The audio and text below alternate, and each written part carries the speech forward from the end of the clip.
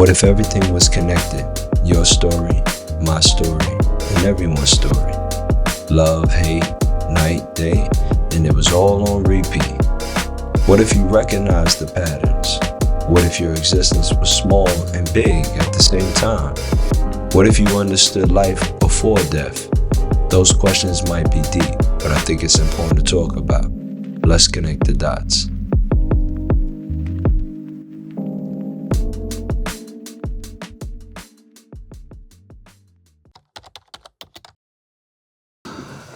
My brother. What's going on? Are we on? Yeah. I'm gonna just introduce you real quick, and we're gonna dive into it. Cause this episode is really just me sitting as a student, if I'm honest. I want to absorb as much information, but first I gotta introduce to the people. This is my brother Ronnie right here. Oh, so let's use the Kemetic name. Okay. Let's run it back. What's the Kemetic name? So just call me Khepresh. Khepresh. My brother Khepresh right here. And what this episode is, you know, like I've mentioned in previous episodes, I've had many teachers throughout the past, right? And I'm a huge advocate that today we live in a world where people are not paying homage. You know, everybody think they make themselves in some degree. You got a lot of ego, and you got a lot of men nowadays in particular that are constantly feeling like that other people that they've been around hasn't impacted them in some fashion, for better or for worse, right? And I think it's important to highlight that. So if you got anybody in your life where you feel like, man, you know, a certain individual gave you game and put you on to certain information and certain wisdom, you know, highlight that. You know what I mean? Shout that person out, let that person know.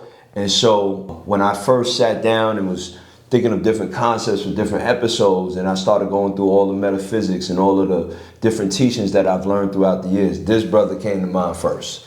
You know what I mean? Because there's very few people that you actually come across where you feel like that you guys are vibrating on the same wavelength. Even though that we come from, well, we actually don't come from two different backgrounds, we're from the same hood, but at the end of the day, it's more so of like, we had different life journeys, different stories, but the energy was always there.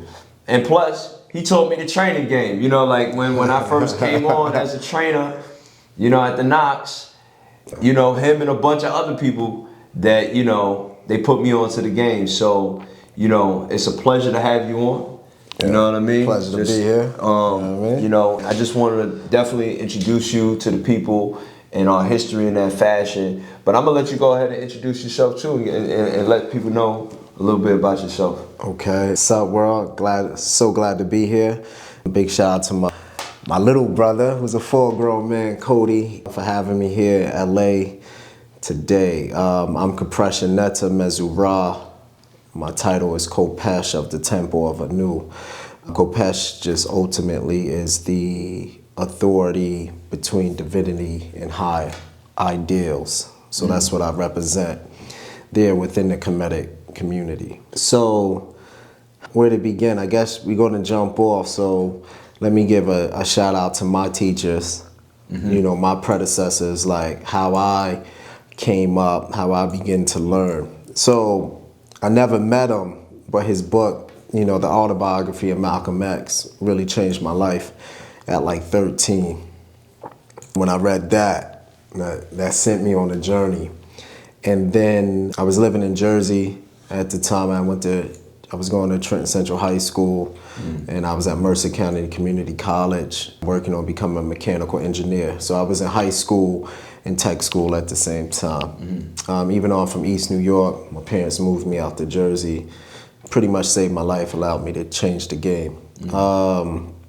So I would sometimes go to New Brunswick to hear Ivan von Sertima speak, catch the Jersey Transit up there. So he had this book. So back in my era, it was like true crime and then like, you know, Black history. That's how Barnes and Nobles had it. So if you needed to find your Black books, you had to go to the crime section, and then to be like Martin Luther King, you know what I mean? Harriet Tubman, they were right there in the crime section. Put it all in the same shit. Right, so like it's the same thing. But the you know, the metaphor behind that is deep because people, you know, especially like our people, we deal with a lot of a lot of crime in different areas, so it was really easy to hide certain jewels. So I just remember this book, they came before Columbus, when he was discussing the African presence in like South America and in the Americas before like slavery, etc. And dealing with the indigenous people and how they got their leopard skin. It's like, so we were already showing like a cross collaboration because one thing that happened, I would say what predates slavery, as far as my knowledge and understanding, is that the number one secret is once you control a person's time or culture's time, you can control them forever. Like there's actually black people that think they're only 6,000, 7,000 years old. And we just know that's just not true because Kemet ruled the earth at least 36,000 to 40,000 years before even like losing a battle, per se, to an outside force. So it's kind of deep. So technically, we'll say, like say we're in what, 2025, but technically, Kemetic calendar, we're in like 62, 64. Right. So it's like, and I just did an episode with a sister that, you know, she's into astrology. And, you know, I was saying like, you know, because a lot of people, they think astrologers deal with some shit that you're reading in the newspaper. And, you know, it's like, this is my sign. And it's just like, nah, like the studying of the stars, if you look at every ancient civilization that came before, they all studied a different clock.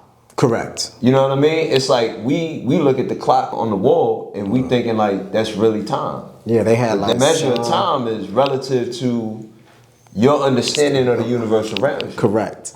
And, you know, so once you can control a people's time, you can put them on your clock. Pretty much. Right? So if you're a black person and you yell out, I'm the oldest person on the planet, but you only say you 7,000 years, that puts every other group on your time schedule, right? So you all just the same as Asiatic, nomadic, European, whatever. Right. But so you really can't claim to be the first. Right? Because you run it on their same time. Right. Because they be like 7,000 years. That's when blah, blah, blah, blah, blah. Like they can actually recall their time.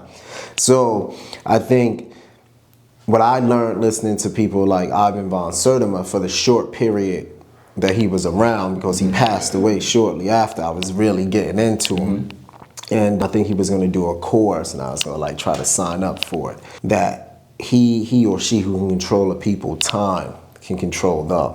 So like you would look at the pyramids and go like, you would refute that those things are like maybe, let's just say 16,000 years of age, because it would throw off your modern view or your modern religious view of what one of the Abrahamic books teach you, not realizing you're just learning about that group of people's time. Right. That's it. So when you be like 6,500 years old, I'll be like, from that group of people's time, you are, because that's their coming of age. You know, but then we tend to deny our coming of age or our society.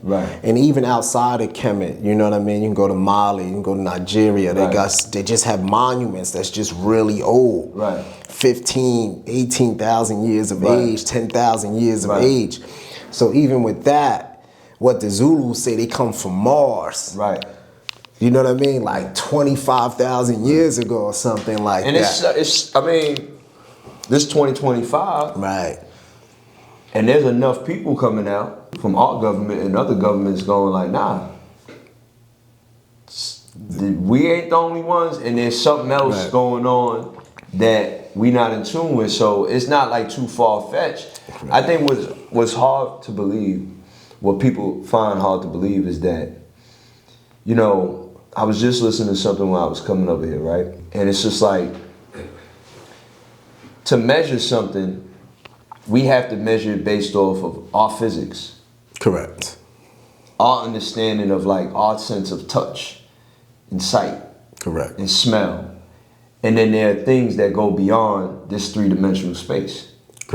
Right? And then a lot of people, they can't, like, you know, there's a lot of whatever out there about anti-gravitational things and things that are being propelled in different sorts, and they always look at ancient structures and they go like, how were these people capable of doing certain things? But they like, also look at the ancient structures and then call the people ignorant. Right, but what I'm saying is that obviously they were more advanced. Absolutely. Than what we currently have now. If anything, I look at it as like maybe we're going backwards. Oh, we're definitely reverting, because if you really think about it, they had orders. Right. Like these so-called secret societies, they were orders. Right. So like if your secret That society was was, with like universal law. exactly. So your secret society, you were like name of math, algebra, Right. geometry. Right. That's all what you focused on for Right. generation. Exactly. So it's easy for you to look at something and be like, oh, that's a particular triangle, blah, blah, blah, blah, blah. Right. Yeah, like, it's like even your concept of numbers. Correct.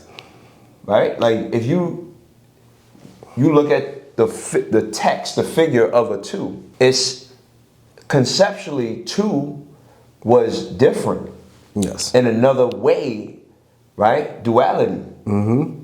Right? Good versus evil. Right. Right? Or in and out. Or Correct. night and day. And these components, like these are things that we narrow it down to such almost like people make it more complex than what it really is. Yeah. There's a lot of simplicity if people remove all of the ego out of it, and they always try to feel like. But I think people just remove the deity out of things. What do you mean by that? There was no society that we see that removed their God out of things. Everything was for the gods, right? Like you see the temples that still exist in Egypt. Now, modern day Egypt, now Kemet then. Before, what you see is the modern day Egyptian from the Hyksos and like Queen Zenobia, last invasion. They just run it now, so that's just what it is. But back then, you have 42 gnomes, and each gnome had their own temples and own deities. So when you see those artifacts, it was for the gods. And so everything is done to such perfection. But when you remove spirit and you just go like, how can I make profit? It just can't last. There's no soul to it. So even when you hear about like the Knights of Templar and those ancient castles in Europe, like those was for the gods. And then it's like even all the like the self-help shit today and all the books and shit today, it's like it all roots back, of course, to the manifestation and all. It all roots back to that. Or what they would call like modern. I call those self-help books. It's like modern day magic. Right, because on one essence, if you tell people you're God, you're a slowed down version of God, meaning like your atoms move so slow, you are a physical, what we call a physical component. What makes deity, their atoms are moving so fast, you can only feel them. Right, like you can only sense, like, yo, something in here, like, but the atoms are moving so fast, and there's you people can't that's see. in tune with that. That can they can talk to that. Correct. They can communicate. Or they can whisper in you, right? Like, but it's moving so fast that if you say that, people go like, "That's crazy." But technically, we're just talking quantum physics, right? Like, so it's still. And this is where when I first started this podcast, I was like, "Yo, I'm gonna go on camera. I'm gonna start talking shit. People gonna be like, yo, Cody losing his mind." And I said. But hold on now. I started to get into the computer science. I was telling you I started to study how the computer works. Right. And even though I'm not like a full-blown expert, I like science. I like to know the inner workings of how something is working. And it's structured off of calculations, math, zeros and ones, through electricity, through energy, right? So thought and electricity come together, you get this kind of like scaling of now what we see today is AI. Right. Now they're starting to go like, yo, well, fuck powering the computer with electricity. Let's power it with atoms. Right. What happens now when they're looking at how the atom, when they, with the electron and they see the quantum entanglement in which the whatever it is that you're observing changes the way the structure of it changes based off the observer. Correct. But what does that also sound like? Right. You know, Like what? Like if you think about God, and if you think about and I'm gonna just speak for people that have a hard time thinking that they're not a God. Right. They're not a version of God. Right. They're not like you said, they're not a slow down version. So I'm gonna speak like this to people that may not agree with that concept. But if you think about it, how did all this get here? From what we would call the noon, right, or even sometime almond, the hidden region, and then somebody said this table must come to exist. Right. And then on top of that, what did you have to then accumulate? Tools. Yep. Skills. Details. Yep. Like it all then started to come together. And so like I was listening to somebody one day and they said that however you dice it, you cannot skip any step in photosynthesis. Cannot. That plant, when it's growing out the ground, has a step-by-step process, but nevertheless, something sparked it. Right. Something, it came into existence, and it's an intelligence that's around you that we all have that access to. Right. But when you, like you said, when there's no soul. Correct. Like there's no higher order. You now feeling like, nah, and then you looking at motherfuckers that don't look like you. Right. That don't even come from. I don't even think most people can define God. That's the deep part, right? Yeah. Like if you think about God as like, let's just deal with modern context. So we're ran by the shepherd faiths, basically, right? In this moment in history, it just is what it is. What do you mean by that? Like, you know, you just have your Judaism and the different aspects of that, right? Then you have your Islamic faith, the different aspects of that, from the Sunnah to the Sufi. Then you have your Christian from your Catholic, because I guess that's the dominant Catholicism, and then to like your Southern Baptist, right? And then it goes on and on, Jehovah's Witness, whatever. But those are the dominant beliefs, because if you really think about it, people who are Islamic and Christian, you got the Buddhists. Oh well, yeah. I'm talking about here, but here in America, right? Yeah. So I'm just speaking about this landscape and over like half of the other parts of the earth, too. You know what I mean? Like there's 1.3 billion Christians and like 1.4 billion Muslims, but there's 8 billion. There's 7.7 billion people. Yeah. So even if you put it together, let's just say that's 3 billion people. Yeah. They take up the majority. You know, like, of course. Yeah. Because if there's only 7.5 and they already got 3 billion, that's a lot. That's the cut of the law of numbers. Just law of numbers. So it's not like technically there's probably only like 50,000 to like 80,000 actually Kemetic people, meaning like people who went to full initiation. Right? Like not just like paid for a name or read something in a book and then they picked something that they thought they was self and then their life got flipped upside down, because depending on what you calling yourself has to become, and if you're not ready to become it, you know, African gods is unrelenting. There's nothing like them. They don't go like, you just call upon me and you be messed up. They really move like your black mother or black father. Don't approach me incorrectly. That's our law as people. Like a lot of black people fight to the death over respect. It don't be nothing else. That respect be broke. Alright, all gloves off, right? Right. So, but going back to the thing, when we dealing with that aspect, and so now that group control our time. Those groups control now our movies and music. That group control all of the majority of entertainers. It even controls the way we date and view dating. It's true. Yes, there is Hinduism. It's a lot of Hindus. Shout out to them. I really appreciate that religion. It runs more on a Kemetic circuit, so I can get it. And shout out to what I guess the latter part of that is the Jainists over there. They eat like vegetables. They're really peaceful. They have like a beautiful fast they do where they just eat like like this rawness, just nothing flavored and just warm water. Like it's really deep. I like all that.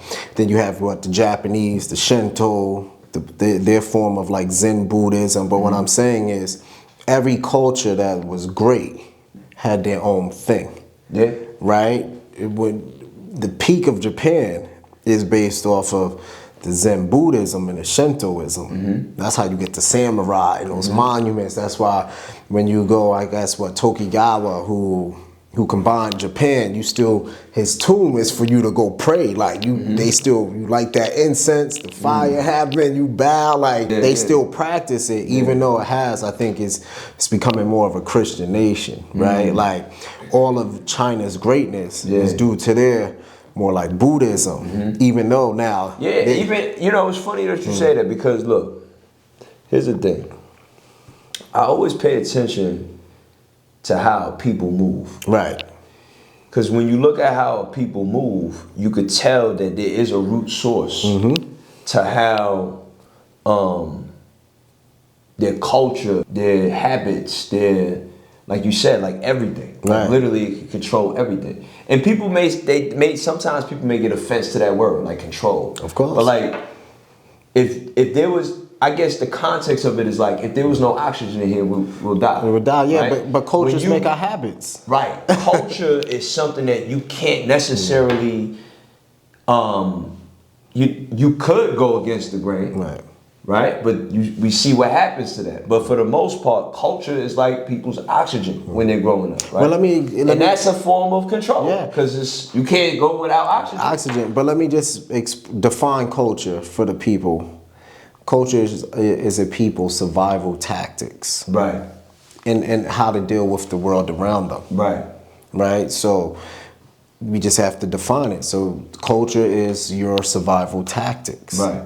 So in the hood, they always said there's a culture. Right. Because it's our survival tactics. How we look at people where their hands are. Like, Make sure you look at the rear view mirror. Exactly. You spin the block twice, you know what I mean? That's hood culture. Yeah. Right? But when you talking about great civilizations, like people think Rome, but now they think Catholicism. Rome was everything under Mars. Marcus Aurelius ruled under Mars. He wanted to destroy Christianity. He said, what is this? They worshiping something on a thing. I'm king of Rome. That don't make no sense. Right, yeah. Our roads are gold because of Mars. Yeah. We stopped Hannibal because of Mars. It's like crazy, they don't. But it's so crazy. Right. Like as you saying that, right? Yeah. And their downfall is during Christianity. Right. The history is interesting. I remember when I was studying history in school, and I was studying ancient history, and then you read about all of those periods in time, the Dark Ages and all this shit. You're like, yo, that was like, it's hard to really imagine like there's periods of 300 years. Yeah. When motherfuckers wasn't taking showers and correct. You know, they got the French. Why do you think they're so good at perfume? They just didn't even shower. They was like, so of course they're gonna be masterful at perfume. You gotta sit and really sit with that and go, no, there's periods in time. Like we've been on this earth for less than 50 years. Correct. Our parents, everybody we know that's gone and dead less than 100 years. Right. Slavery was less than 500 years now at this point here in America. Well, no, it would be less. Well, slavery was 278 years. Here in America, or are you talking about from? No, from here in America. So we were in chattel slavery for over 270 years. Right. My point is this: the blocks of time. Oh yeah, it's huge. Or like it's huge. It's like that. Yeah. That when we talk about time in the sense of that time. Yeah. But the experiences are still there. We still say the dark age phrase. Don't throw the baby out with the bathwater. Because they're going to look back, when everything is robots and shit, they're going to look back and go like, yo, they was using phones. Right. No, right. Think about how they was using phones. Listen, my era is the start of dial-up internet. Right. Where you had to put the disc in. Yes. Right? And then your era is actually the cabled internet. Right. Right, but we're living in the same pattern. Right. But we're going like Now it's wireless. as wireless. Right. And so, but it's the principles are the same. Same. But I want to tie them up. Yeah. Because you can see we can tangent, we can just build, right? I like it. But check this out. I see you post a lot about it. I come across the word a lot. Mm-hmm. I want you to tell the people a little bit about like when you say of the earth, of the ether. Oh, my call for myself of ether, Right? of earth. Of ether, of earth. Yeah. Describe to the people what's ether. So ether is, I would say like cosmic energy. Like that energy you can't see, but you sense and it's there. And also, too, we are all made of like a form of stardust. Right. In of itself. We're actually intergalactic beings. Right. Interacting on the earthly plane. Right. So when I say that, and I've been saying it for a very long time, right. I'm always thinking, I describe it in two ways. The base level, I'm saying my mind is above the clouds, it's in the stars. Mm-hmm. Like I focus on the heavenly things in life. But my body, I keep physically sharp on earth because this is where I step. Mm-hmm. But then on a super metaphysical, I'm telling you, I am God on earth. Mm-hmm. So yeah, and it's funny because, meaning like when I say my mind is in the heavens, I'm always searching for the highest ideal. The highest, and it's. I try my best to find the words to describe things in a way that's simple for people to digest. Correct. So I go off of the five senses. Okay. Right? Because people, if they can't touch it, if they can't hear it, if they can't see it, they can't taste it, they can't smell it, they can't measure it. That's true, but it might be six senses. There is. What I'm saying is that what you said earlier about like it's moving so quick that you feel it. Right. But you felt it with a sense that goes beyond the physical. Yes. And so when I hear the word ether, a lot of it for me is like, and then you can go deeper into the description that I'm going to talk about. But there was in the ancient Kemetic teachings I was listening to one time. This guy was talking about how, and you're going to give me the correct term, but I heard it as the netters. What's the correct term for that? Netaru. Netaru. Yeah, because the way we would meaning like if I wanted to call you brother, right, I say sin or sinny. Right. But if I wanted to say brothers, I say sinu. Right. It's correct. Right. And so you can use a U or a W. And so the story was though that there was hieroglyphic like them fishing with fishing nets. Okay. And again, I'm not an expert in this. I was just listening to somebody talk about it. But the concept that this person said was like real. He said, when you cast a net, the net is going to catch a majority of the fish. But through the net, there's holes through the net, and then a couple fish make it out. The ether is the water. Right. You understand? Like you know that. Right. The ether is the water. Mm-hmm. This physical form is the fish. Correct. The ones that rule on the higher level, right, they throw the net. They throw the net. The trap, the web. Yeah. When you pay attention, you look at a spider. What does a spider do to catch its prey? Creates the web. Creates a web. Yeah. And so, as this person was saying this, and then you see all of the hieroglyphics and like you can see how people, the imagery of like how powerful they were viewed. And to me it's just like that ancient knowledge, the word ether, a lot of people don't really understand like that mental, that ability to build and start to create mentally and build mentally and then pull into physical form. Right. It's always to your, you know what I mean? Look at like when people get confined. Correct. And they not everybody, but the ones that make that choice and they come out, it's a whole different being you talking to. You know what I mean? Like Malcolm, like you said earlier, Malcolm, it started with Malcolm. Malcolm got confined. Yes. Yes. They wouldn't, like, it's funny because today, But that saved his life. No, but check this out. Today, and I heard Charlamagne say this one time, we wouldn't even give Malcolm to become Malcolm X today. Correct. The internet will, like, Because you know what I'm saying? Because the culture is so... The web. Yeah, the web, the internet web is... They don't understand that you have access to change. Right, and it gives people the what the internet did, and I'm gonna circle back to the web story. What the internet did was it gave people who used to be on a short bus eating crayons and glue an opinion. No, really, that's really what happened. That's why I had to bring him on the podcast. Listen, a lot of y'all wouldn't even be able to eat lunch with us because you would just sit in that little room. And then they'll give you the one that got the cold pizza and the cookie and like orange juice. They didn't care what they fed you. It's a lot of shit going on. It's a lot. It's the same group though. Like think about it. Everybody can have an opinion. Right. Right? But everybody's opinion isn't valid. I'm against that. That whole everybody's opinion is valid is just not true. Because you can't really talk, like I can't go up. Even though I've read the Bible, right, in entirety, I've read the entire Quran in entirety.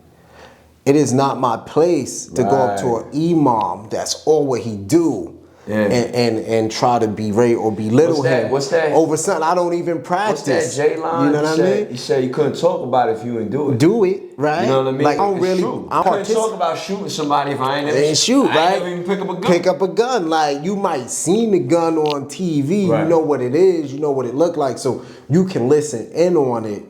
But that don't make you a part of it. And what the internet did, it made everybody a part of everything. Yeah. Even the squares that is just the doctor, now they from the hood. And you be like, wait, you don't even do your human due diligence to go back to give back. You know what's scary? Yeah. This is something I noticed. And this is weird to me. Motherfuckers will come home from jail. And I ain't knocking the people that's coming home from jail. Yeah, shout out to them. You know, I got a few friends coming home this year. Come home from jail, right? And go on the internet and do content, which is dope. Right. Because that's a legal way of making money. I support that. 100%. But you know what it did that I noticed? Motherfuckers would be sitting there watching all that shit. They taking a tour in the hood. Right. And they feel like I'm that. Right. And then they start to talk on things. Right. And then you're amplifying something that should not even we're not trying to glorify anything more so than bring attention to something. Correct. Or in this case, bring something to where I can get out of my situation. I can make a couple dollars and get out of my situation. Correct. What you're saying is true. I think I heard Denzel say this. He said this generation different because motherfuckers got 80 million opinions. Right. Whereas before it was only the 3 people in the room. Right. And the 3 people in the room usually probably were valid to talk because they were there to deal with you head on. Where it's like today, like we'll post this right after we chop this up. Because it's like if like when I meet scholars, right? And I'm just using myself to edify the point. Like you see, I have like this attest joint. Right. Most scholars would be like, this is the Kemetic Satan. Right. And I was like, no, you're really not Kemetic. Just because another society absorbed him in, that always happened. Right. Right? You would absorb in or bring in. Like if Marcus Aurelius went to Kemet, he would be like, Mars, Heru. All right, let's go. Like, you know what I mean? Because that's the only way he could relate it. Right. You know what I'm saying? So even we have like lazy black scholarship that takes the easy route and go like Satesh or Satan, right? And it has absolutely, he has no Christian liability. Got you. None at all. Yeah. Because even the way the Christians define Lucifer and Satan, they say when he walked, the earth sings for him. You know, he causes song to be done. You know what I mean? The great flutes to play. When he stepped, the crowd's thunder. It's a completely different thing. Right. You know what I mean? So, and he protects Ra on a solar bark. He's not causing harm. He fights the darkness. So he can't be darkness if he fights the darkness. Right. Because all warriors have a dark side. That's why they warriors. You know what I mean? It's the polarity. It's that balance of it all. So I can debate that because I'm really Kemetic. Right. And I can take your book and be like, even though I know this scholar and I might respect him, this is wrong. Right. And I can dictate why it's wrong. Right. But whereas in the outside world, you'll have somebody who, first off, is anti every ATR. When I say ATR, African traditional religion, they think it's satanic, but they'll have a high opinion on it, right? So you have that group, people who just hate anything black, even other black people. There's a lot more of them than there probably is, like white people. You'd be surprised how many white people follow me and go like this. That's so cool. That is so cool. Tell me more. They want to hide. No, really, they want to hang out about it, right? And then I could be in a room of black people, you know, everybody just talking, and I'm just, you know, just being regular. And they'd be like, oh, so you do that? It's conditioning. Like, it's conditioning. It's conditioning because I remember when I first But that's the web, I remember right? The web of conditioning. I remember when I first went to Asia.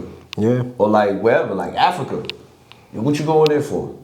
Right. It's Earth. It's Earth. The fuck you mean? Right. Like, how do you think we got here? Right. Let's go. Like at the end of the day, we ruled the planet at some point. At some point. We roamed. And that's the beauty of it. Like, I think then I'm gonna go into your subject, but all black parents should teach their black kids the one truth. At some point, we ruled the entire planet. That means we fought everybody and killed a lot of things. They found a lot of artifacts and brought a lot of things into existence. Right. And then climate happened. We had to go back. It's just a lot of things. But I always say, black people, we roamed the world 3 times over. Right. Killed everything at least one time over, or fought everyone, or at that time, whatever it was, one time over, and left okra all over the place. Like that's as real as it gets. Mansa Musa had the bag. Yeah, had the money. You still finding his coins throughout Europe. Yeah, the bag. You still had the Nordics still worship the Bengal queen, and she's a straight African woman with all the bangles and lapis. I think California's named that. Right. So what I'm saying is, we've always been so. All of our history has to start with the greatness, because slavery is just like the nail or the pinky. It don't really hold that much weight, even though it did change us genetically. Right, because the grand scheme. No, just the way we view the world, the way we view ourselves. That's true. Right, that's 200, because you know somebody's gonna watch this and be like, everybody had slavery. We still have slavery now.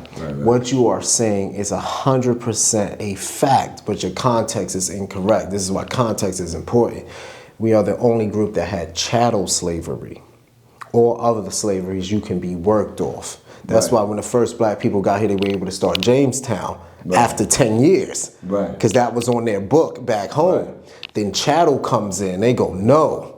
Just because of skin cutter, which is edict by the Pope and by the King of England. Crazy. So when you out here celebrating like Meghan Markle and Harry, you really fucked up in the head. And it's crazy because like when I had started doing insurance, I'm like, how these motherfuckers build a whole industry? Correct. That is necessary today. Correct. Off of the slave ships. Correct. And you start really diving into that shit, you be like, yo. Correct. And then Wall Street. Yep. Because it really would be Wall Street, insurance, real estate, it all, you know what I mean? BlackRock, all that shit, all would have not been without slavery. If you start to think about like how much was built off of that. America would be just like any struggling European nation. Without slavery. Right? And at the end of the day, what happens is this, and just to simplify it all, the number one problem is the denial of it. Like your greatness is, you know, they made God turn into dog, basically. What you mean by that? Because if we ruled the planet for so long, Technically, You mean like we are the planets. The framing of it. The framing of it. Technically, we are the Earth God. Right. Right, and then we might have other Asiatic groups. Shout out to them. You guys might be demigods. Right, and that's fine. But we are the actual gods of the planet. Right. Meaning the first creation, the first to travel, intermingle, boom, boom, boom. Right. Even the Mexican tombs have our leopards from Kemet. So that means we were already traveling, doing business with them, mating with them, all that stuff was already happening. Yeah. So when you really think about it, what do you do to a people who might have used too much of their magic to build certain things? You have to make them dog. Right? That's why black people really love saying they're hood. You got to think about, we're the only group that kind of like, we enjoy saying that. Right? Because that technically means like I have a lot of dog in me. Right. But if you go into a room of black people and you be like, yo, we gods. Right. It's almost like you pull the air. Right. Because that's a harder level to achievement. Right. That means I have to look at you a certain way. Right. I have to look at, her. So it's a higher expectation. We keep each other on a higher level. But we still want the respect of the gods in our interaction, even though we don't think or we're not moving like them. And that's probably going to be a major, I would say, extinction level, because I think every group is going through their extinction level right now. All right, so when I say of ethers and earth, I'm talking about my higher and lower self moving as one unit. Meaning I'm always searching for my highest ideals. In my case, the words of the Husi, the words of the Ryu, Pert, and Peru, and that's what you would call, I guess, what Egyptologists label as the Book of the Dead or whatever, but we call it the Book of Coming from night to day, right? Go into that. So, because, it's not, the reason they call it the Book of the Dead is lazy scholarship, because they just found it in tombs of dead people. So they go like, this is the Book of the Dead. But if I laid anybody's like particular scriptural text with them, it doesn't make it a dead book. Right. All holy text is holy in its own right. Right. Because it has something for, it's what driven that culture. Right. So it can never be a dead book. But if I say Book of the Dead, and you're a young boy, and this is something, it conditions you. Be like, I don't want to read about no zombies. You understand what I'm saying? But every scriptural book is about people that's already dead. Right. There is no living prophet. Jesus was resurrected. There is no living prophets. Right. They're all written about after they died. Right. But their books are not called books of dead. Right. Because the psychology, that's a great point. Right? But if I can go like this, when you really realize that black people created a great civilization and then intermixed with other people, right? Because you already existed as you were in a past life. If I was already going into Sardinia in Italy, the fuck you think we were creating? You know what I'm saying? There's a reason why people in certain regions, you be like, damn, that person looked like my uncle. Yeah, when I went to Thailand, I went to Phuket. Motherfuckers as dark as this microphone. Right. I was like, yo. Like, and I'm talking about like that. I was shocked because I felt like I thought I was in Africa at one point. I was like, yo. But yeah, so like you when you really realize that, it's just how life is. So when you dealing with the forces, or let's just deal with this netting situation.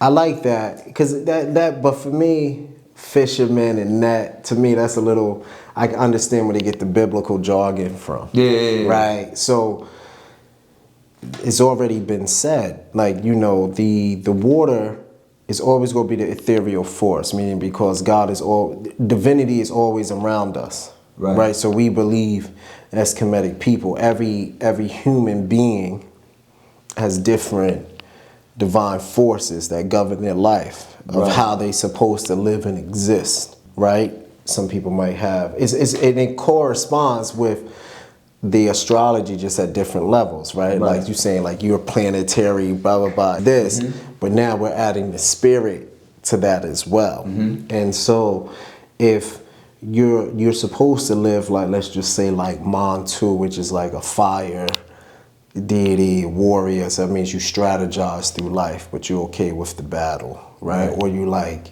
a neverhead, you quiet, but you also are an assistant, but you also, you know, your wording can become so fiery, it can burn your enemies to protect the king. So it's just depending on the scenario, your scenario of the divinities that govern you. Because sometimes people are really acting out their divine self. Right. And that's what rubs people off. Right? Like when people are moving at their highest self, meaning they have a place to stay, food to eat, a spouse, and some way to travel.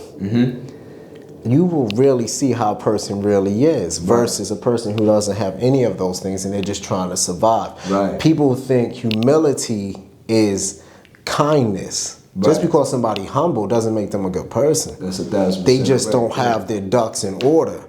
How you judge somebody is when they are successful and they have helped people and they still are the same and they still trying to better themselves. The energy was always strong and it remains, right? And they don't move with the cruelty. That's why people go like, money change people. Money don't change people. Money just reveal who you are.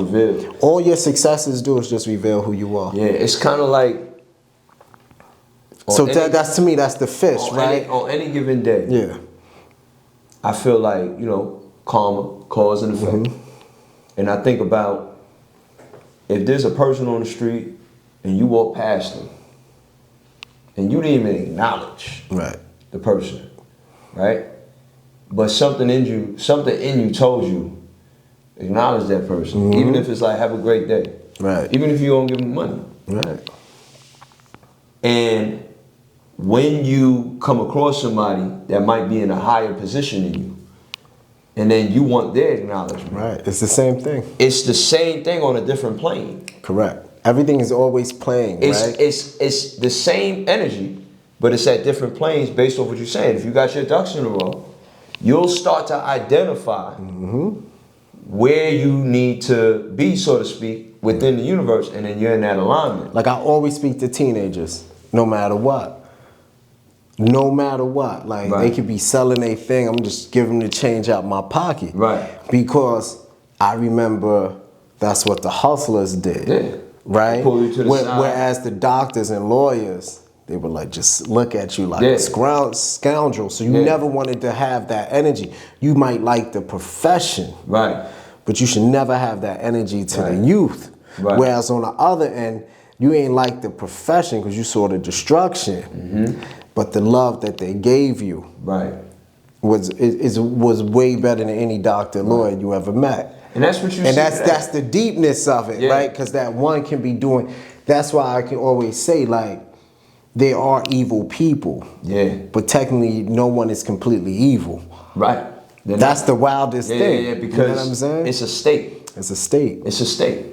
And it's interesting because like... That's the problem with cancel culture. If that's the case, if the internet was ancient times, that means we'll never talk about Genghis Khan.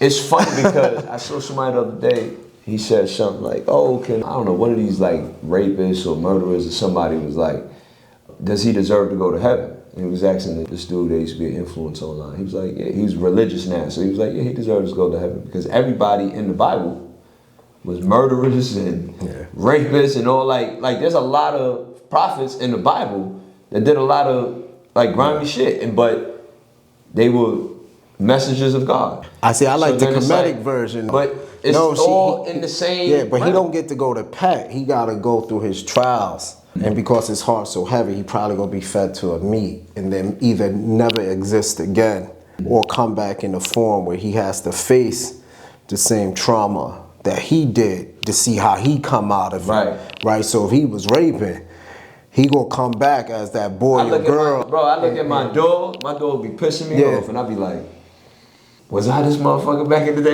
You know what I'm saying? It's something you start looking at something like, what is this here for? Because sometimes you be beefing with people. Now sometimes you be beefing with people in your family, but that family member could have killed you at one point. Right? You don't know why you don't like that cousin. You be like, yo, Trust me, I be like, you just don't relate to them. Like, you be having, that person could have drowned you in ancient times. That's what I learned is...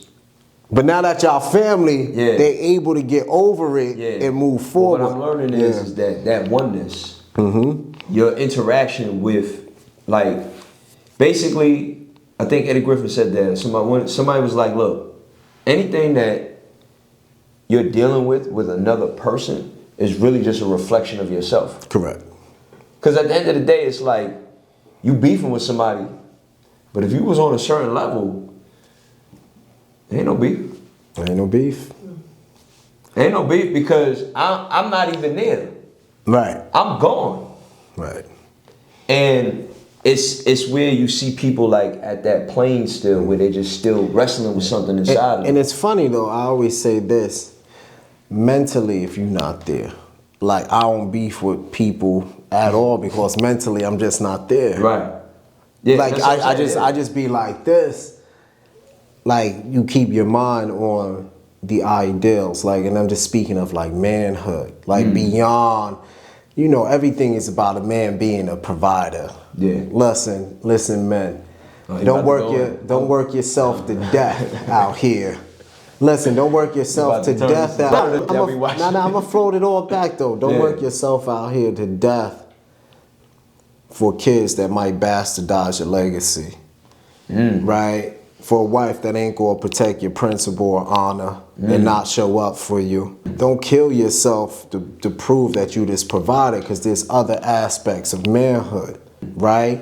Practice justice to yourself, that's discipline. Practice justice to your family, that's fairness. There's so many different other aspects to our crayon box. But this earth now, where we at, it only teaches us to use 8 of the crayons out of the 64 instead of using the entire box. And those 8 might be dominant in son, but there's another 8 that's gonna be dominant in other men. Right. So this, like, that whole quest to be alpha versus beta or sigma, a lot of men are just like suckers, like robots and suckers, right? So you gotta lose all of your tools in the toolbox. So I just wanted to put that out there. Like, there is no, sometimes we be thinking like this is the right way, but you gotta remember, this is what I mean. Like, I can't beef because my mind be in the clouds. If the greatest Roman, Marcus Aurelius' son, can destroy Rome, and he's seen what his father did and how he lived, and he still goes, you know what? Fuck it, I'm gonna go completely opposite. Don't kill yourself over something you don't know that's not gonna produce what you think you produce, right? Like, you could go from, you build a whole empire, put your family in the Benz, and then by the next generation, you back catching the bus. It's intent. It's intent. And we don't know what everybody's intent is, but in this world, they want all men to move a particular way. Like, that's just not possible because the world has changed. The majority of men don't even know how to hunt. Meaning, like, we ain't coming at this boar on our back, muscles showing, like, baby, I got food.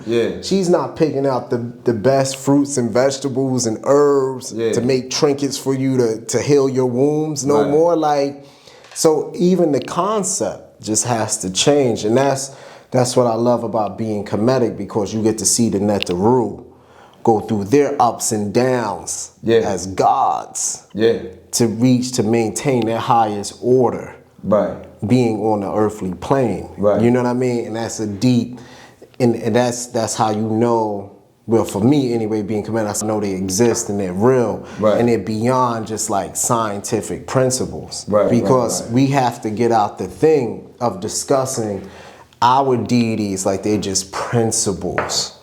Like they're just this table, right? Where everybody else, their thing is all encompassing all the time.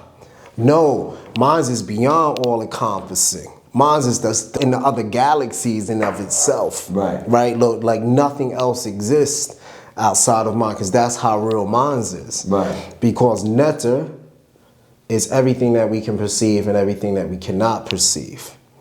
So if Netta is that, aka God, but I just use God because that's all what people know. Right. But God technically just means Superman. Right. That's it. It doesn't mean anything. Right. It just means very Superman. Right. By definition. Right. That is it. Like you can look up He can God. fly, he got his power from the sun. Whatever. It just means Superman. Yeah. So when the Romans or Greeks said gods, Right. they would just say super men, superior men. Yeah.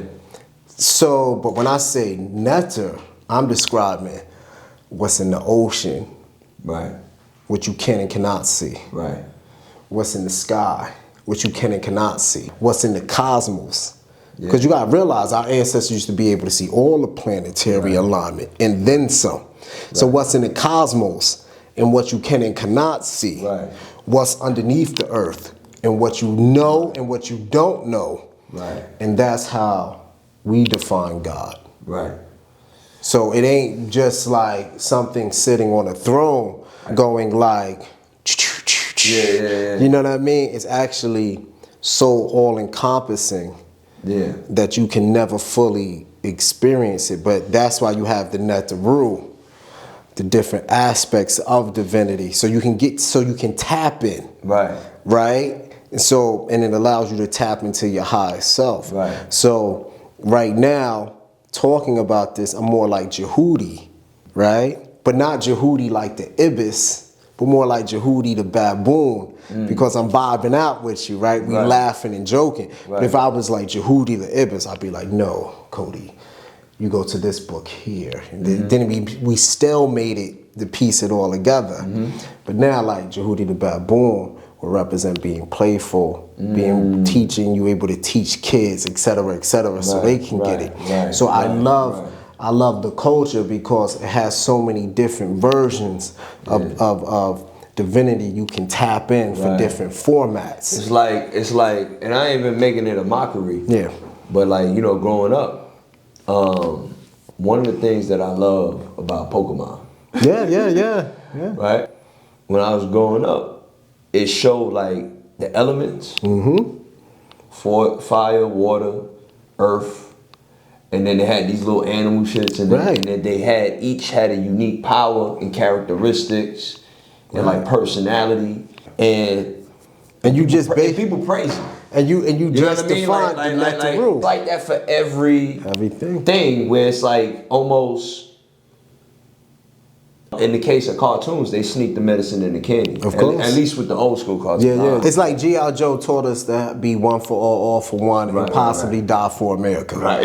You thought you were just watching the cartoon, but it was preparing you to go to military. It really was. You was working out because you was like, damn, G.I. Joe work out? Yeah. Sergeant Slaughter work out? Be a soldier. I want to be a soldier. Yeah. That's why every generation that watched G.I. Joe, they were in better shape and they went out to be soldiers. Yeah. Period. That's true. Ninja Turtles, one for all for one. Didn't work out. I don't think it worked out for them. Nah. Motherfuckers ain't signing up for the army like that. Exactly, but you think about Ninja Turtles, brotherhood, different groups. Yeah. You got the nerd, you got the not so smart but really cool gamer. But it's funny that it's interesting that you say that because it's powerful because like you said, like once you have that like this is real. Right. So if I tell you these deities govern you, you ain't gotta look for Pokemon. You can't change it all. You can't change. You just go like this. Oh, that's why I don't like this particular person over there because they running on a completely different energy system than my primary. Right. So let me check myself and let me use a different access that I have access to deal with this person. Right. Laws versus laws. Exactly. It's just law versus law. Right? Or what they call it in that principle state, but technically is your spiritual state. So what's the connection? Tap your physical. With Hermetics and Kemetics? Well, you know, the Hermeticism, it kind of rhymes with Kemeticism. Yeah. But Hermeticism was, I guess, created by, Toph Trismegistus, 3 times great, or Jehudi, 3 times great, but we do have a deity that we believe existed named Jehudi as well. So the person who started Hermeticism probably studied in ancient Kemet at one point. Because there's a lot of crossover. Exactly. So basically even Moses studied in Kemet. Yeah. Remember, he just left early and then he brought this deity into Because even existence. the parting of the waters, like that's exactly. you could move Right. the elements, So we already had those doctrines. Right. Right. But when these people came, we were just old at the time. Right. Kemet didn't fall because the powers. Remember our last story of Ra. Ra becomes so old that people just forget about it. And unlike these other gods, he go like this. Y'all have it your way. Until I'm sought after, I'll fall back. Right? Because that's what we do. Is like, oh, y'all want to be great no more? All right, I'm still me. Yeah. Right? So that concept, so Hermeticism, has the laws, mentalism, gender, cause and effect, and those are Kemetic teachings. You can read it, you can see the similar thought process. Maybe it's not called that per se, right? But the thought, the theory, right? So those are theories, right? Versus practice, right? So when I was talking about mentalism, I was just like, you got to be able to tap into that netaru that govern you, so you can handle that person, right? Because your primary deity or netaru might not be about that, right? Like he wants to take the head off. That's mentalism I'm describing, right? The ability to shift your consciousness. There's more instruction. Correct. Instead of just a book thing, like... Yeah, because that's another thing. Like, I feel like... Like cause and effect, me saying like, oh nah, we gotta meet. Like you out here being a rapist. That means your heart is heavier than ever. We gotta feed you. It's the reason why I bring it up is because, bro, everybody's an expert. Right. Everybody's an expert. And I think what people have to come back to, and I started the episode like this, is maintain being a student. 100%. Because the thing is that, you see, one thing I've always respected about you, I've always seen you with a book. Oh, 100%. And it'll be a book about some random, you be reading shit that I be like, bro, what you reading? This, and it's just like, because you're a student. Right. You study many different things to where like now, if somebody's talking to you about something, you may just know some random facts about it, and they're looking at you like, you know about that? And it's like, yeah, I actually read, and I know you may think like, and so. But how did I maintain my Wall Street clients? Right. But my point is, why I'm bringing that up is because before these cameras, right? Before these things existed and information was easy to spread and it was accessible, you had to sit and do the work and really understand what it is that you're talking about and what it relates to and how it relates to it and what does it mean to you and live your life. And like we said, if you didn't live it, you couldn't talk about it. Correct. And so for me, it's like when I the internet have gave people more easy access. Right. Like even my and they make it look sexy. Right. Like I'll look at some of these like videos and they be like cause and effect and polarity and all this stupid shit. And I'll be looking at this like, yo, bro, you in the house and you on a billionaire's algorithm. Right. Remember, mentalism is gonna be the hardest thing for you to do. For you to recognize that you might even be talking to an arch enemy from another life at that moment. And they don't even know that. But you know that. And you able to shift your mental state in live time to either preserve the relationship or to move the business deal on or just to keep neutral. Right? But most people just speak about mentalism. Right? But when I hear mentalism, I'll be like, what does Jehudi want me to think about? How do I balance myself? Right? It's like modules. Yeah, it's like a module more so. So now the Netaru becoming that tool. Like can't be Jehudi now in the hood because that ain't gonna work. That poetry with a knife to your neck ain't gonna work. And that's where, when I heard the analogy of the net, right? And just to describe it like the trap, correct, right? Everybody know what it's like to be in the hood, in front of the hood, which is what?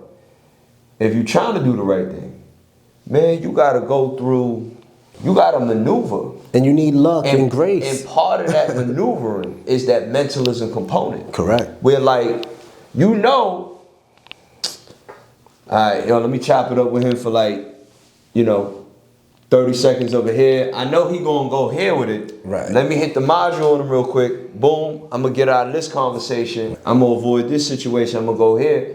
You learn that. We call that survival skills, but that's mentalism. Because Correct. when you notice when we worked with our very, very, very, very wealthy clients out on Wall Street, for example, 100%. they do the same shit in the boardrooms. Yes. It's the exact same thing, just a different arena. Right. They fine tuning the modules and they working their way up the ladder. Right.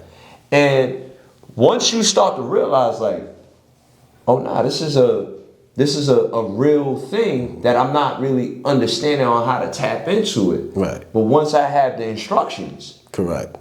And I just want to add the other component, like, we are real big on character. So there is no, like, if you say this person's name and you were a bad person, that saves you. Yeah. Right? So even if you know all the Kemeticism, if your character's not correct, you're still destructive. Yeah. Right? You still moving with Isfet and maybe going into Apep, but you still gonna be destructive. Yeah. Right? So a lot of successful I look people. at it like Star Wars. Yeah. So You a know lot what I mean? no, With it's the like Sith. it's just the You know what I Sith. mean? It's like Darth Vader, like Darth Vader, like he could have fell back, right? Even when he lost his arm. Yeah. Right? He was still like this. Now I'm moving forward. Yeah. Right? Like I want to move They did their forward. homework. I ain't gonna front. Star Wars, they did their homework. He really wanted that power so much. Yeah. But he already had it if he just would have fell back. Like before he lost his arm. Yeah. Right? They were like, yo, you gotta chill out. And he was like, nah, Yeah. I'm gonna move forward. It's the same thing with The Last Dragon. Yeah. But when you really watch it, sure enough, his hands is just glowing. Right. Right? Yeah. And then to Leroy realized, like, wait, my character's been so high. Right. I even kissed a sneaker to save my friends. Right. Right, but people think that's sucker. Yeah. And you go like, damn, you like all 20 people get shot up. But that's why. Right, but then when he come out the water, his whole body glowing. Right, not just his hands, but his whole physical manifestation hits that higher algorithm. So when people think evil are winning, the only reason evil wins, or Isfet prevail, or Apep is able to engulf Ra's bark, meaning stop divinity from shining, is because not enough people want to maintain that higher order within themselves. There's that scene, I posted it. I remember one time you was talking back to me about it. Oh. With Yoda. Yoda, yeah. Was looking at Anakin. And this is when Anakin was a little kid. And he was like, I sense fear in you. Right. And, he was like, he started going, he's like, I lost my mother. And then he was like, fear turns into hatred. Right. Hatred turns into anger, anger leads to... I can't remember the exact quote, but he went through the series of, like what you said about the anger, about the character. And it's like, I come across a lot of people that they're like, I'm trying to help the world. I'm a good person. I'm this, I'm that, and all this shit. And then you realize like they move with so much fear. Right. And you hit it on the ball because it's like they move with a force where they're not questioning their character. Right. And they just moving forward, and it's like it's like that on both ends. But I think that it's almost like a checks and balances. Yeah. Because it's always like when people ask me, am I a good person? I don't be like, yeah, I'm a good person. I'll be like, I'm a righteous person. Right. To me, it's more about like more understanding that to even label yourself as a good person. Right. You got to think about how crazy that is. I am a good person. Against what though? Like, what have you come like? I am a knight. Personally, I'm a knight whose armor's been tested. So therefore, I can say certain things.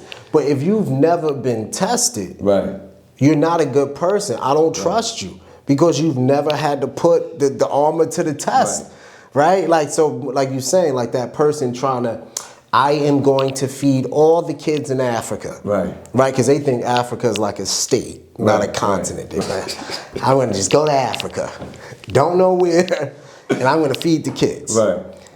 But their family lineage is France. Right. Take that shit back to France. Kids are starving there. Right. You'll do better to help your own. Right. Right? There is no righteousness of helping others if you're not helping your own. Yeah, but it's true because I bring up the story and the Anakin story because, you know, the good versus the bad, the force, the good. And it's like, but what I always liked about Yoda's character, he was always the observer. Right. Yoda always, low key, you couldn't tell if Yoda was on the dark side. Correct. You know what I mean? Like you wonder, like, yo, why is he so privy to the dark side like that? Like, was he on the dark side and then he came over? And so, like, to what you're saying is true because going back to what I said earlier, I don't think people would give Malcolm a chance today to be Malcolm X because of how people are so. Because they're so good. Right. Right? It's they're so good. Right. Behind their little screen or phone. Right. They're so good. You have conditioned judgment. Judgment, right? That they can judgment used to be more about your experience with life and then you judge it. Correct. Whereas like today, everybody's experience is manufactured and engineered. And plus people fear to be canceled by people. Right? So when I do posts, I always get a message. You know they might cancel you for that. And I go like, who's they? Right. And I'll be like, I got a whole community behind me. Right. And I got people who really know what I'm about. Here's the thing. I never even spoke about cancel culture. Cancel culture. Let me talk about this. Let's talk about it.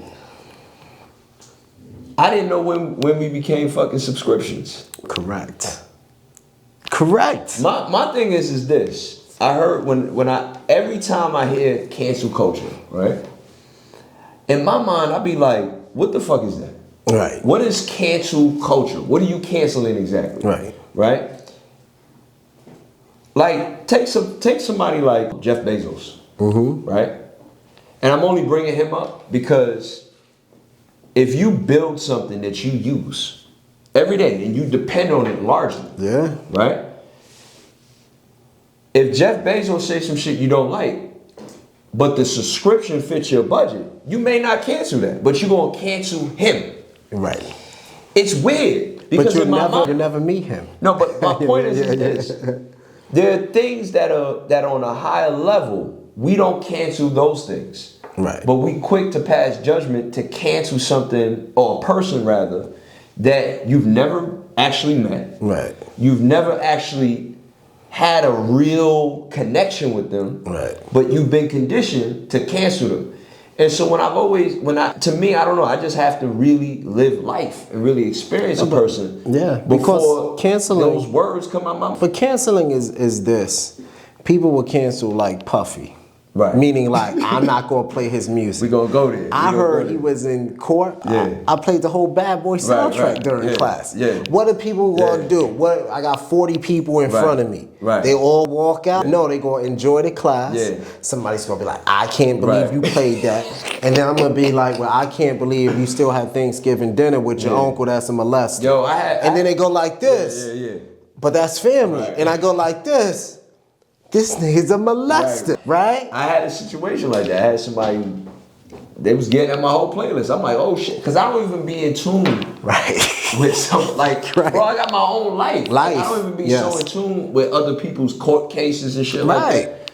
But I'm glad you brought that up because I never publicly spoke. I speak to people individually. Of course. But in my mind, it's like the cancel culture thing, to me, is almost like, it's like a version of social engineering.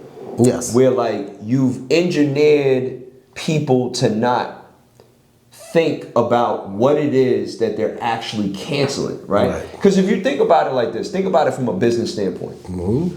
When you subscribe to something, right? Most people, they're like paying for something and they probably don't even use it.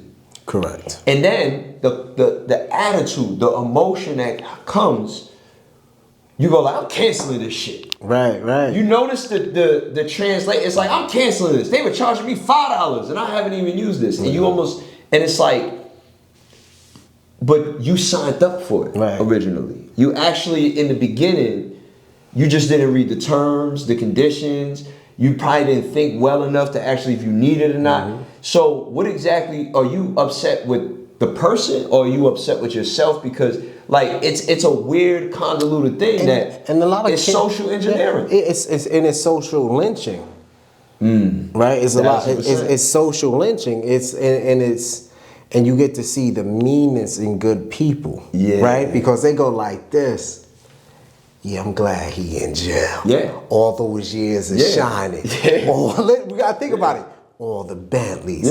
All that and they're describing things. You'd be like, wait. Just because he got homes. One thing, and I'll say this on camera. One thing with Puff, when he was whipping Cassie's ass like that, I couldn't. I was like, oh nah. He need his ass whooped. That's not what I'm saying. But I hear what you're saying because people weren't canceling him because of that. Only real dudes in the hood was like, oh bro, he ever come through here, we gotta stomp him out. Yeah, it's funny. But he got canceled after the fact. He got after that, right? But then people was canceling. Right. They go like this. Man, he sleeping with 5 chicks and dudes at the same damn time. Like he living the life, right? They mad about that. You be like, yo, why you mad about that? I thought you this good person. So why you mad about baby oil? Why you mad about necklace? Why you mad about his money? Like that's a crazy thing but Cassie, they going like this. Yeah, they were still willing to listen to the album when they saw that shit. That shit crazy. But they will still play it. But when he gets in jail and then you get to see his money taken away, they go like this. So God bless. His money taken away. God bless. His jewelry taken away. God bless. They raiding him. And you go like, wait. That's not but the beating is cool. But you know but stealing, because you know what happens? His character could no longer it just, he substitute, like he submarined it. But people hated the fact he was the flyest cat they seen ever in their life. What it is and that's a real thing. This is the real. what it is this. Like you said, anytime I meet somebody, right? One thing I've learned about coming to Hollywood, because this is important, and I've mentioned this before, but I think it's really important. I moved to Hollywood. I'm out here. Being from New York, being from Brooklyn, and watching all this shit from a distance, right?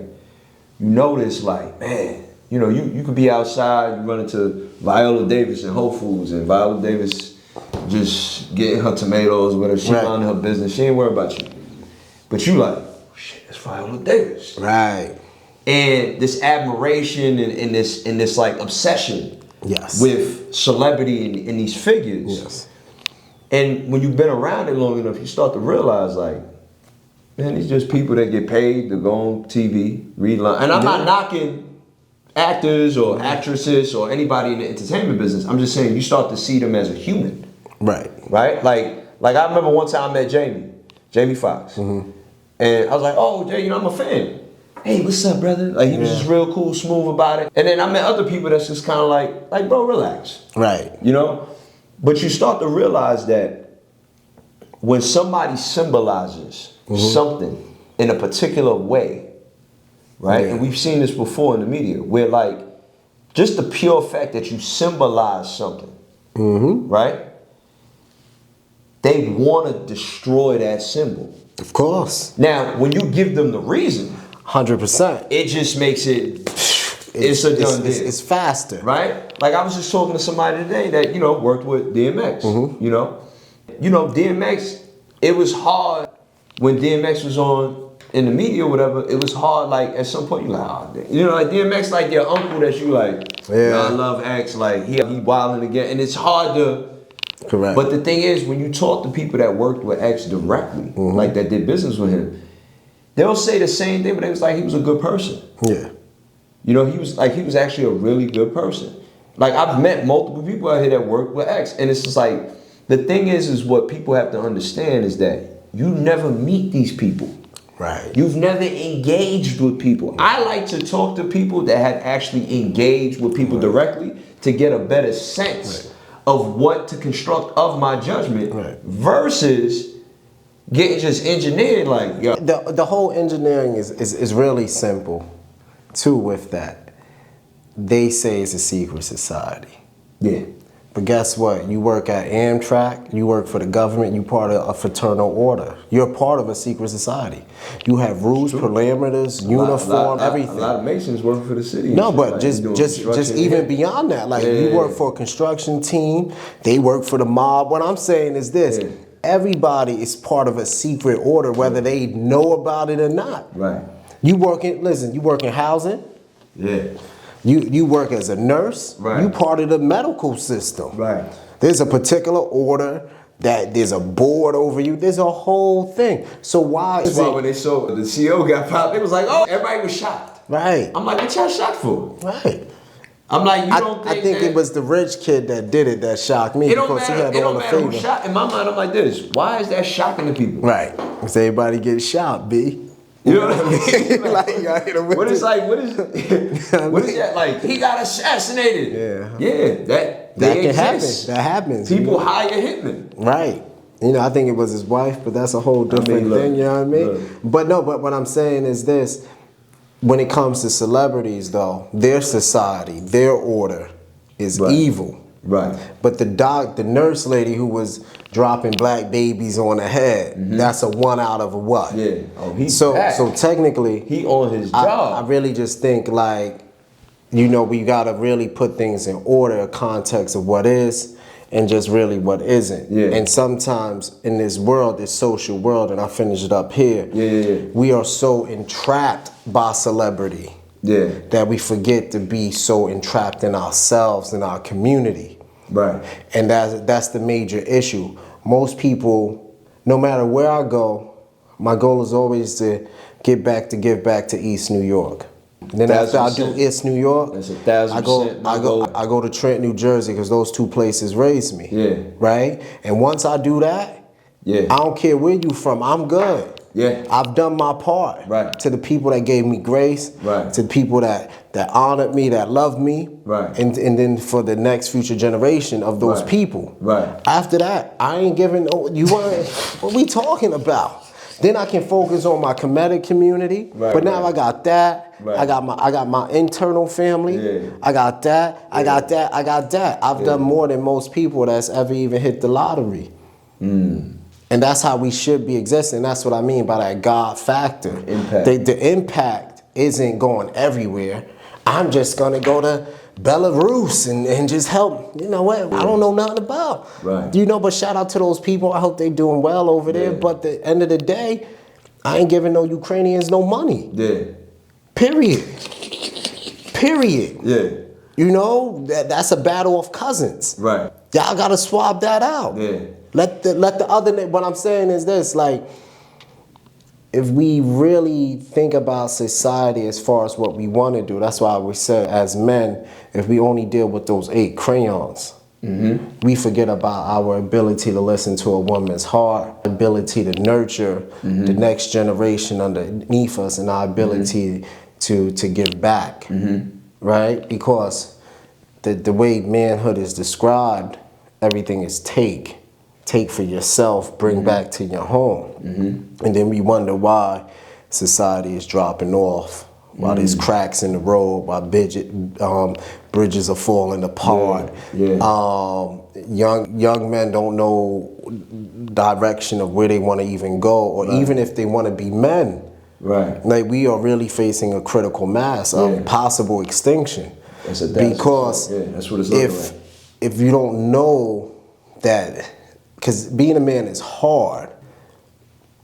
So, but it's no harder than anything else. It's no harder than an oak tree growing. Right. You still gotta go be the oak. Right. You know what I mean? That don't change. But if you could tell the oak, nah, you can go be some blades of grass. Most people will take the easy way out. And that's how you get into like devilment or aesthetic behavior, because anything that's the easy way out is probably the most destructive way. Yeah. And it's going to really mess up your, what I call your Haru adventure. I tell these people I say a lot of, I try to sneak, you know when you teach classes, you sneak in shit. And I be like, y'all gotta suffer. Yeah. And they be like, yo, what's wrong? And I'm in my mind, I'm like, nah, like, To come through that womb, she had to suffer. Right. Like, at the end of the day, part of life is suffering. There's a degree of life that you're going to suffer. How you face suffering. Correct. Is what determines the outcome. Because it's not suffering that's the issue. Suffering is going to happen. Right. It's your relationship with what you think is supposed to be. Right. You know what I mean? 100%. And that's what you see today. Like, one of the episodes I talked about willpower. Yeah. The will. Like, that the things that actually made men men. Yeah. You know what I mean? Like, think about back in the day, they said, here's a sword, Yeah. here's a shield, Yeah. right? You gotta go out there and die. To save the nation. Now check it out. Today, they just press a button. Correct. They hack a motherfucking computer. Like, even the soldiers today is different. The warfare is different. Warfare is different. And so you gotta It's more think. cerebral. Right, you gotta think like, you know, that's why I said it's almost like we're advanced, but The essence of it's a dummy. this is not advancing per se. Right. This is kind of almost getting degenerative, and it's kind of like, I think at some point something will reveal itself. I think too, you know. Something will reveal itself to balance out the scale. Or it's just the fall of a nation. Yeah. Right? Like ultimately, Yeah. all things happen when the nation must fall. Yeah. And all nations fall like this. It's really simple. When women no longer protect the psyche of a man. Meaning like that unseen thing she's supposed to keep intact so we can go out and be the warrior, right? Right. So now she has no obligation to even want to do that. Right. You're like, damn.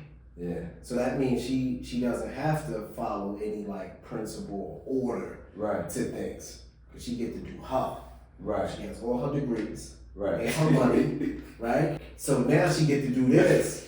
I get to do me. Right. And as men, that make us able to go do we. Right. You know what I mean? Right. For the community. Right. Because at the end of the day, we protect the physical realm. Right.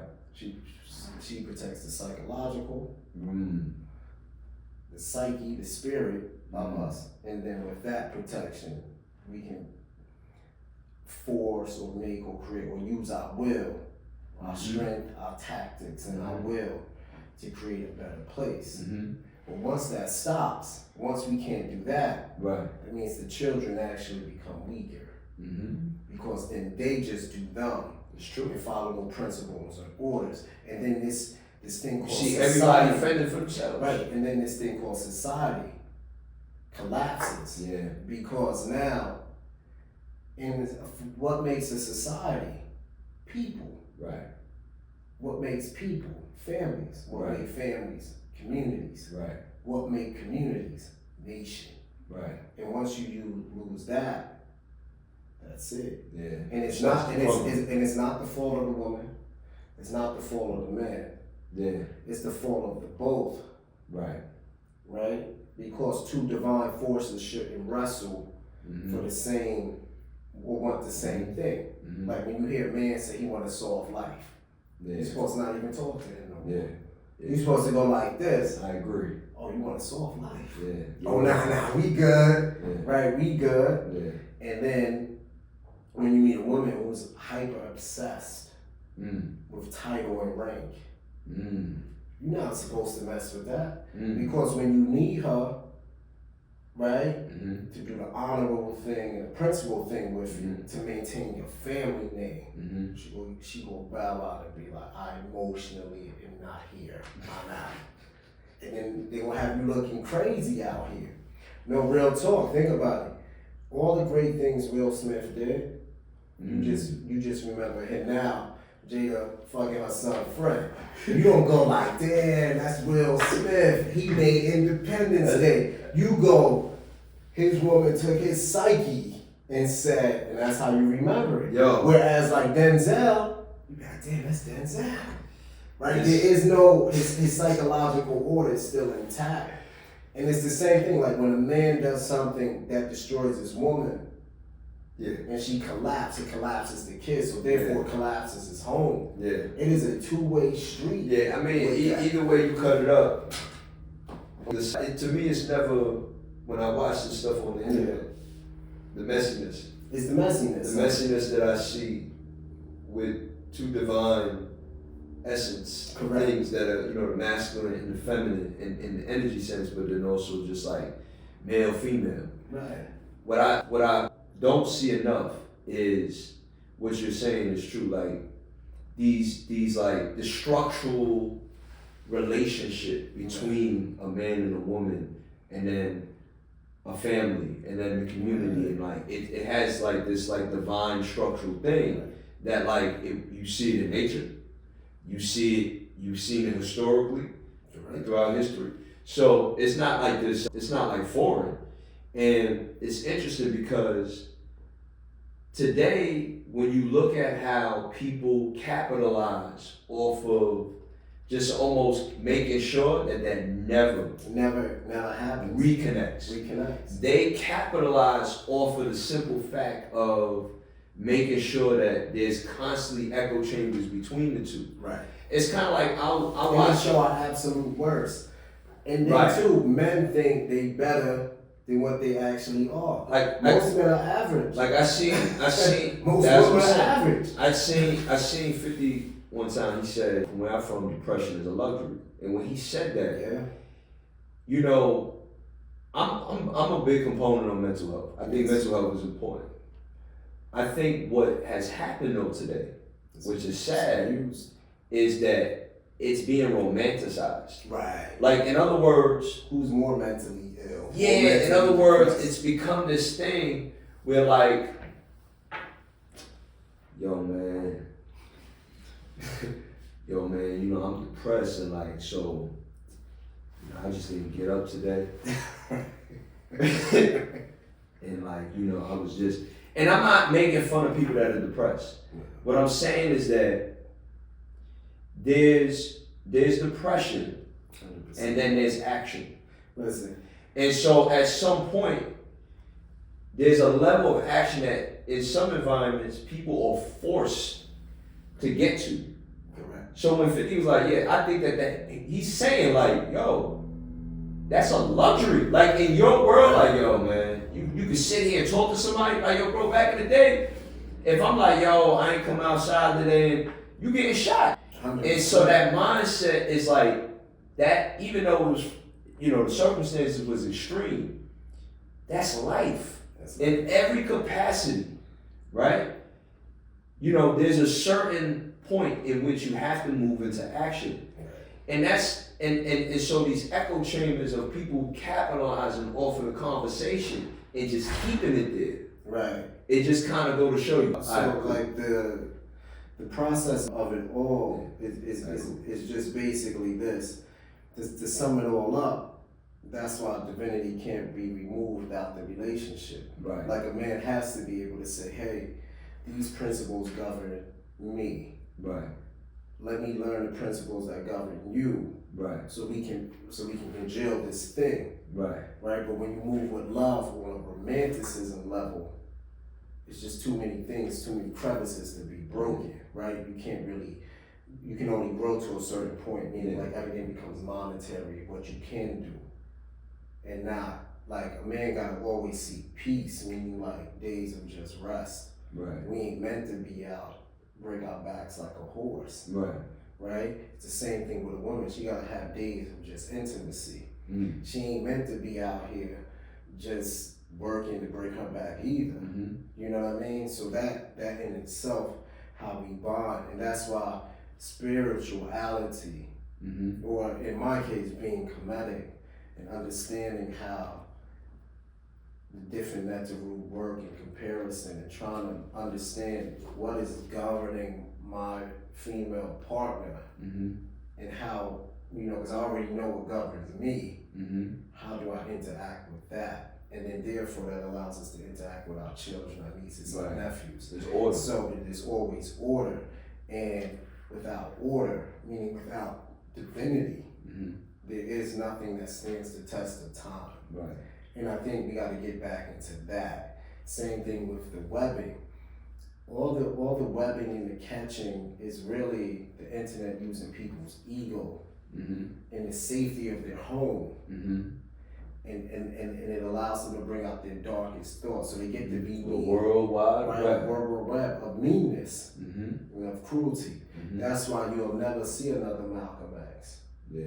And that's why you won't see real men anymore like a Genghis Khan or whatever. Because if you even look at like Marcus Aurelius, he would be considered a simp. He's the ruler of Rome. His wife cheats on him. He could have had her whole bloodline wiped. You know what he sends her? A letter. And the letter basically says is this: I apologize. I was protecting the kingdom for too long. Straight like that. He was on the battlefield for over 15 years. Yeah, that's right. And he had to recognize that, but somebody would call him a simp. Yeah. Now realizing this man has killed more people. Different ethics, and he had a different character. Yeah. Right? And I think you won't see great men no more in this fake perfection. Because nobody gets to grow through conflicts. Nobody actually gets to become gods in live time. Because the one Kemetic proverb that I always live by, I'm probably gonna have it on my, not probably, I'm gonna have it on my tombstone. You know, the gods are just immortal men, and men are just mortal gods. And once you understand that, then you'll understand the entire cosmos. But if you look outside of anything but that, I think everything gets lost in translations. You get like a false savior complex. Male and female, false savior complex. Force fear complex. And then to sum it all up, that's why reading is so fundamental. You can put me on a deserted island. I read so many books. I have conversations by myself. I'll work on math problems by myself. That's why all that, like, you can just Google it. Googling a fact is cool, but researching is different. Is when you research, it'll take you around the world and back through, and then you get the full context. So look, let's do this real quick. Right. Listen, guys, I know we changed it, and I think I'm gonna cut it up as much as I can, but I also want to keep the raw form of the conversation. And I want you to showcase the cause for people, let them know what you got going on here. So this is a game called US, stand for Uncle Johnson Neb, Life, Strength, and Health. It's like Black Uno, so check it out. Simple, we got power cards, the whole nine. And this is, you can go to Mesura Creation, that's MESURA creations.com. We also have a board game coming out soon, and I think the power cards in this will be able to be used in the board game. So this is good. You can check me out on Instagram, Khepresh, so that's NTRURESH, and I am Khepresh and Netta. And you know, when people who know me, they just call me Ron, but that's my Kemetic name. Yeah. And yeah, it's just an honor to be here, and I'll be back. Yeah. And we'll really just finish up. And I'm always just grateful for the opportunity. And before I go, let me give the names of my instructors. So I started with Von Serta, Renoko Rashidi, and I actually studied under Professor James Small, Kaba Kabane, and Anthony Broad, and the Sub-Biddy Rasen Khepresh, who's my king and head chief and priest of the Temple of Anu. Those are my primary instructors. And also too, shout out to Ru Ordner Cat as well, and just many others, but those are the ones off the top of my head who I've actually got to meet, greet, ask questions. I took their courses, sat at their feet, no internet stuff, just actually learning a lot of time and really getting their blessing. So a lot of this stuff, you know, people I never met, you know, Malcolm X, John Henry Clark. I did help Dr. Ben down the steps when he was sick at Clark House, but that was the closest I've seen I got to him, and then he passed away. But those men, sister from DC, she wrote the ISIS paper, so I can't remember her name. escapes me. Forgive me that. You know, I don't want no internet smoke. I probably Yeah, did we something. human. You know, We human. We ain't always remember to say anything. We human. She's an incredible sister. I want special shout out to Marimba, Annie, Tom Burrell, a few other people that I just think is, just been really incredible human beings, and also credible human beings as far as not just black knowledge, but world history and putting us in the scope of history. The number one rule that destroyed us in slavery is we lost our place in history. So we thinking that what we are now, we always were. Right. And then we are afraid in a lot of cases to become the philosopher again, to become the engineer again, to become the mathematician again, to become the pyramid builder again, to become the king of Mali again, to rule. So that's that, that's it. So I just want to get that. And that's the way you gotta end it. Yeah. Because, I wanna just say this. I really appreciate how you summed all that up with your teachers. Yeah. And, because again, I started the episode with this, and I want people to really understand. Guys, go out there and go really interact with real people.